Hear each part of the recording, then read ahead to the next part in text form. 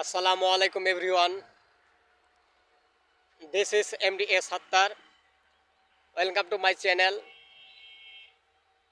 So guys, আপনাদের মাঝে আমি একটা কথা বলবো।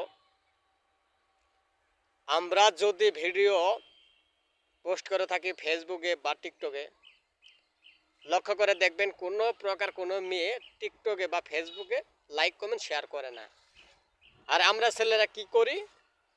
মেয়েরা যদিও কোনো বাজে ভাবেও পোস্ট করে থাকে, তারপরও আমরা তাকে নানান ধরনের কমেন্ট লাইক করে থাকি।